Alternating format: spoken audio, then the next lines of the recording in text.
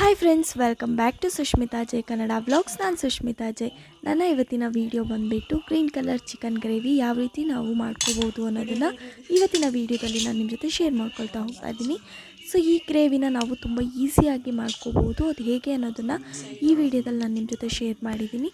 So ಈ ವಿಡಿಯೋನ start ಮಾಡೋಕ್ಕೂ ಮುಂಚೆ ನೀವು ನನ್ನ ಚಾನಲ್ನ ಇದೆ ಫಸ್ಟ್ ಟೈಮ್ ನೋಡ್ತಿದ್ದೀರಾ ಅನ್ನೋದಾದರೆ ಪ್ಲೀಸ್ ನನ್ನ ಚಾನಲ್ನ ಸಬ್ಸ್ಕ್ರೈಬ್ ಮಾಡ್ಕೊಳ್ಳಿ, ಹಾಗೆ ಪಕ್ಕದಲ್ಲೇ ಕಾಣೋ ಬೆಲ್ ಐಕಾನ್ನ ಕ್ಲಿಕ್ ಮಾಡಿ. ಸೊ ವಿಡಿಯೋ ಸ್ಟಾರ್ಟ್ ಮಾಡೋಣ ಬನ್ನಿ. ಇದಕ್ಕೆ ಮೊದಲಿಗೆ ಒಂದು 2-3 ಟೇಬಲ್ ಸ್ಪೂನಷ್ಟು ಆಯಿಲ್ನ ಹಾಕ್ಕೋಬೇಕು. ಸೊ ಆಯಿಲ್ ಚೆನ್ನಾಗಿ ಬಿಸಿ ಆದಮೇಲೆ ಇಲ್ಲಿ ನಾನು 2 ಬಿರಿಯಾನಿ ಎಲೆನ ಹಾಕ್ಕೊಳ್ತಾ ಇದ್ದೀನಿ. ಅದು ಚೆನ್ನಾಗಿ ಎಣ್ಣೆಯಲ್ಲಿ ಫ್ರೈ ಆಗಬೇಕು. ಇದ್ರ ಜೊತೆಗೆ ನಾನಿಲ್ಲಿ ಹಸಿಮೆಣಸಿನ್ಕಾಯಿ ಮತ್ತು ಈರುಳ್ಳಿನ ಸೇರಿಸ್ಕೊಳ್ತಾ ಇದ್ದೀನಿ.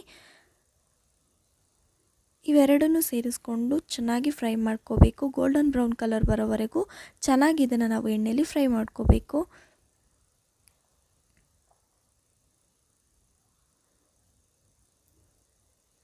ಈ ರೀತಿ ಒಂದು 5 ನಿಮಿಷದವರೆಗೂ ಇದನ್ನು ಚೆನ್ನಾಗಿ ಎಣ್ಣೆಯಲ್ಲಿ ಹೈ ಫ್ಲೇಮ್ ಇಟ್ಕೊಂಡು ಫ್ರೈ ಮಾಡ್ಕೋಬೇಕು. ಈಗ ಇಲ್ಲಿ ನಾನು ಸ್ವಲ್ಪ ಉಪ್ಪನ್ನ ಸೇರಿಸ್ಕೊಳ್ತಾ ಇದ್ದೀನಿ. ಉಪ್ಪನ್ನ ಸೇರಿಸ್ಕೊಳ್ಳೋದ್ರಿಂದ ಈರುಳ್ಳಿ ಬೇಗ ಬ್ರೌನ್ ಕಲರ್ ಬರುತ್ತೆ, ಹಾಗಾಗಿ ಸ್ವಲ್ಪ ಉಪ್ಪನ್ನ ಸೇರಿಸ್ಕೊಂಡಿದ್ದೀನಿ. ಈಗ ಇದನ್ನು ಚೆನ್ನಾಗಿ ಮಿಕ್ಸ್ ಮಾಡಿಕೊಂಡು ಇದು ಗೋಲ್ಡನ್ ಬ್ರೌನ್ ಬರ್ತಾ ಇರಬೇಕಾದ್ರೇ ಇದಕ್ಕೆ ನಾನಿಲ್ಲಿ 1 ಟೇಬಲ್ ಸ್ಪೂನಷ್ಟು ಶುಂಠಿ ಬೆಳ್ಳುಳ್ಳಿ ಪೇಸ್ಟ್ನ ಸೇರಿಸ್ಕೊಳ್ತಾ ಇದ್ದೀನಿ. ಹಾಗೆ ಇದನ್ನು ಕೂಡ ಅಷ್ಟೇ ಚೆನ್ನಾಗಿ ಫ್ರೈ ಮಾಡ್ಕೋಬೇಕು. ಶುಂಠಿ ಬೆಳ್ಳುಳ್ಳಿ ಪೇಸ್ಟು ಹಸಿ ವಾಸನೆ ಹೋಗೋವರೆಗೂ ನಾವು ಇದನ್ನು ಎಣ್ಣೆಯಲ್ಲಿ ಚೆನ್ನಾಗಿ ಹುರ್ಕೋಬೇಕು. ಇದಾದಮೇಲೆ ನಾನಿಲ್ಲಿ 2 ಚಿಕ್ಕ ಟೊಮೆಟೋನ ಕಟ್ ಮಾಡಿ ಹಾಕ್ಕೊಳ್ತಾ ಇದ್ದೀನಿ. ಮೀಡಿಯಮ್ ಸೈಜ್ ಆದರೆ 1.5 ಸಾಕು, ಹಾಗೆ ದೊಡ್ಡ ಸೈಜ್ ಆದರೆ ಒಂದೇ ಟೊಮೆಟೊ ಸಾಕು. ಈಗ ಇದನ್ನು ಚೆನ್ನಾಗಿ ಸ್ಮ್ಯಾಶ್ ಆಗೋ ರೀತಿ ಫ್ರೈ ಮಾಡ್ಕೋಬೇಕು. ಟೊಮೆಟೊ ಎಲ್ಲ ತುಂಬ ಸಾಫ್ಟ್ ಆಗಬೇಕು, ಅಲ್ಲಿವರೆಗೂ ನಾವು ಇದನ್ನು ಚೆನ್ನಾಗಿ ಫ್ರೈ ಮಾಡ್ಕೋಬೇಕು. ಅದ್ರ ಜೊತೆಗೆ ನಾನಿಲ್ಲಿ 1 ಟೀ ಸ್ಪೂನಷ್ಟು ಅರಿಶಿನ ಪುಡಿನ ಸೇರಿಸ್ಕೊಳ್ತಾ ಇದ್ದೀನಿ. ಇದನ್ನು ಕೂಡ ಚೆನ್ನಾಗಿ ಫ್ರೈ ಮಾಡ್ಕೋಬೇಕು.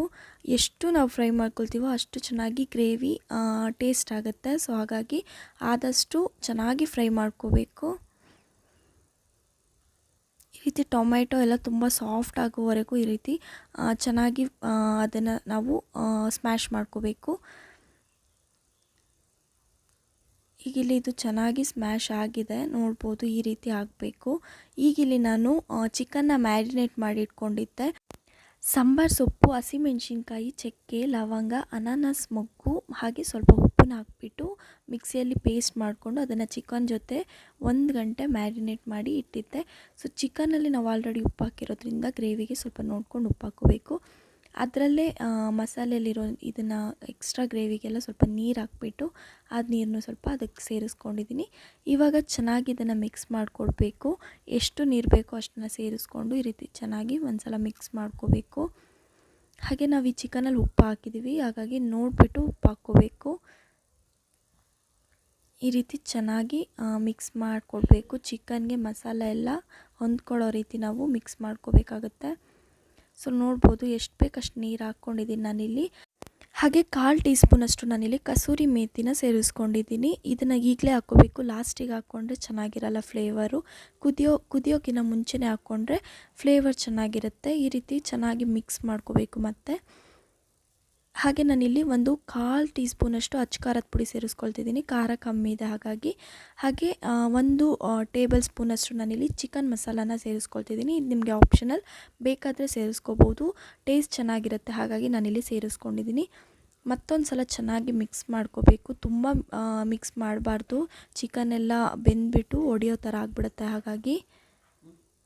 ಹಾಗೆ ಈಗ ನಾನಿಲ್ಲಿ ರುಚಿಗೆ ತಕ್ಕಷ್ಟು ಉಪ್ಪನ್ನ ಸೇರಿಸ್ಕೊಂಡಿದ್ದೀನಿ, ನೋಡ್ಕೊಂಡು ಹಾಕ್ಕೋಬೇಕು. ಆಲ್ರೆಡಿ ನಾವು ಮ್ಯಾರಿನೇಟಲ್ಲಿ ಉಪ್ಪು ಹಾಕಿದ್ದೀವಿ, ಹಾಗೆ ಈರುಳ್ಳಿ ಬೇಯೋಕ್ಕೂ ಕೂಡ ಉಪ್ಪು ಹಾಕ್ಕೊಂಡಿದ್ದೀವಿ. ಇಲ್ಲಿ ಸ್ವಲ್ಪ ನೋಡಿಬಿಟ್ಟು ಉಪ್ಪು ಹಾಕ್ಕೋಬೇಕು. ಉಪ್ಪು ಹಾಕ್ಕೊಂಡು ಒಂದು ಸಲ ಚೆನ್ನಾಗಿ ಮಿಕ್ಸ್ ಮಾಡಿಕೊಡ್ಬೇಕು. ಇವಾಗಿಲ್ಲಿ ಚೆನ್ನಾಗಿ ಮಿಕ್ಸ್ ಮಾಡಿಕೊಟ್ಟಾಗಿದೆ. ಉಪ್ಪೆಲ್ಲ ಹಾಕ್ಬಿಟ್ಟು ಇಲ್ಲಿಗೆ ಏನೂ ಹಾಕೋಕ್ಕಿಲ್ಲ ಸದ್ಯಕ್ಕೆ. ಹಾಗಾಗಿ ಈ ರೀತಿ ಚೆನ್ನಾಗಿ ಮಿಕ್ಸ್ ಮಾಡಿಕೊಟ್ಟಾದ್ಮೇಲೆ ಫ್ಲೇಮ್ನ ಹೈಯಲ್ಲಿಟ್ಟು ಲಿಡ್ನ ಕ್ಲೋಸ್ ಮಾಡ್ಕೋಬೇಕು. ಲಿಡ್ನ ಕ್ಲೋಸ್ ಮಾಡಿಕೊಂಡು ಒಂದು 10 ನಿಮಿಷದವರೆಗೂ ಇದನ್ನು ಚೆನ್ನಾಗಿ ಹಾಗೆ ಬೇಯಕ್ಕೆ ಬಿಡಬೇಕು. ಅದಾದಮೇಲೆ ಓಪನ್ ಮಾಡಿಬಿಟ್ಟು ಮತ್ತೊಂದು ಸಲ ಕೈ ಆಡಿಸ್ಕೊಡ್ಬೇಕು, ಇಲ್ಲಾಂದರೆ ತಳ ಹಿಡ್ದೋಗುತ್ತೆ. ಹಾಗಾಗಿ ಮತ್ತೊಂದು ಸಲ ಫುಲ್ಲು ಕೈ ಆಡಿಸ್ಕೋಬೇಕು. ಫ್ಲೇಮ್ನ ಹೈಯಲ್ಲಿ ಇಟ್ಕೋಬೇಕು. ಹೈಯಲ್ಲಿ ಇಟ್ಕೊಂಡು ಈ ರೀತಿ ಚೆನ್ನಾಗಿ ಕುದಿಸ್ಕೋಬೇಕು, ಇಲ್ಲಾಂದರೆ ಗ್ರೇವಿ ಕನ್ಸಿಸ್ಟೆನ್ಸಿ ಬರಲ್ಲ, ಇದೇ ರೀತಿ ನೀರಾಗಿರುತ್ತೆ. ಮತ್ತೊಂದು ಸಲ ಲಿಡ್ನ ಕ್ಲೋಸ್ ಮಾಡಿಕೊಂಡು ಮತ್ತೆ ಒಂದು 5-10 ನಿಮಿಷ ಚೆನ್ನಾಗಿ ಕುದಿಸ್ಕೊಂಡು ಮತ್ತೆ ಓಪನ್ ಮಾಡಿಬಿಟ್ಟು ಕೈ ಆಡಿಸ್ಕೋಬೇಕು. ಈ ರೀತಿ ಒಂದು 2 ಸಲ ಈ ರೀತಿ ಮಾಡಿಕೊಂಡ್ರೆ ಸಾಕು. ನೋಡ್ಬೋದು ಇವಾಗ ಗ್ರೇವಿ ಎಷ್ಟು ತಿಕ್ಕಾಗಿದೆ ಅಂತ ಹೇಳ್ಬಿಟ್ಟು. ಫ್ಲೇಮ್ನ ಹೈಯಲ್ಲಿ ಇಟ್ಬಿಟ್ಟು ಲಿಡ್ ಕ್ಲೋಸ್ ಮಾಡದೆ ಈ ರೀತಿ ಚೆನ್ನಾಗಿ ಕುದಿಸ್ಕೊಂಡ್ರೆ ತಿಕ್ಕಾಗಿ ಗ್ರೇವಿ ಸಿಗತ್ತೆ. ಈಗಿದು ರೆಡಿ ಆಗಿದೆ. ಚಿಕನ್ ಎಲ್ಲ ಚೆನ್ನಾಗಿ ಬೆಂದಿದೆ, ಹಾಗೆ ಗ್ರೇವಿ ಕೂಡ ತಿಕ್ಕಾಗಿದೆ. ಈಗ ಫೈನಲ್ ಆಗಿಬಿಟ್ಟು ಕೊತ್ತಂಬರಿ ಸೊಪ್ಪನ್ನ ಚಿಕ್ಕ ಚಿಕ್ಕದಾಗಿ ಕಟ್ ಮಾಡ್ಕೊಂಡಿದ್ದೀನಿ, ಅದನ್ನು ಉದುರಿಸ್ಕೋಬೇಕು. ಕೊತ್ತಂಬರಿ ಸೊಪ್ಪನ್ನ ಈ ರೀತಿ ಉದುರಿಸ್ಕೊಂಡು ಮತ್ತೊಂದು ಸಲ ಲೈಟಾಗಿ ಮಿಕ್ಸ್ ಮಾಡಿಕೊಡ್ಬೇಕು. ಈಗ ಇಲ್ಲಿ ಫ್ಲೇಮ್ನ ನಾನು ಫುಲ್ಲು ಲೋ ಫ್ಲೇಮಲ್ಲಿ ಇಟ್ಕೊಂಡಿದ್ದೀನಿ, ಯಾಕೆಂದರೆ ಫುಲ್ ಆಗಿದೆ ಗ್ರೇವಿ.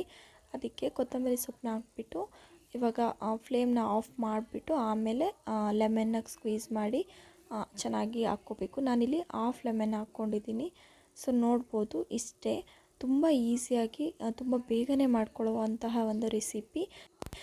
ಐ ಹೋಪ್ ನಿಮಗೆ ಈ ವಿಡಿಯೋ ಇಷ್ಟ ಆಗಿದೆ ಅಂದ್ಕೊಳ್ತೀನಿ. ಇಷ್ಟ ಆದರೆ ಈ ವಿಡಿಯೋನ ಲೈಕ್ ಮಾಡಿ, ಶೇರ್ ಮಾಡಿ, ಕಮೆಂಟ್ ಮಾಡಿ. ಹಾಗೆ ಇನ್ನೂ ಯಾರು ನನ್ನ ಚಾನಲ್ನ ಸಬ್ಸ್ಕ್ರೈಬ್ ಮಾಡದೆ ನೋಡ್ತಾ ಇದ್ದೀರಾ, ಪ್ಲೀಸ್ ಬೇಗ ಹೋಗಿ ಸಬ್ಸ್ಕ್ರೈಬ್ ಮಾಡ್ಕೊಳ್ಳಿ. ಮತ್ತೆ ಮುಂದಿನ ಒಳ್ಳೆ ವಿಡಿಯೋ ಜೊತೆ ನಾನು ನಿಮಗೆ ನೆಕ್ಸ್ಟ್ ವಿಡಿಯೋದಲ್ಲಿ ಸಿಗ್ತೀನಿ. ಅಲ್ಲಿವರೆಗೂ ಬಾಯ್ ಬಾಯ್. ಹಾಗೆ ನನ್ನ ವಿಡಿಯೋನ ಇಲ್ಲಿವರೆಗೂ ನೋಡೋದಕ್ಕೆ ಥ್ಯಾಂಕ್ ಯು ಸೊ ಮಚ್.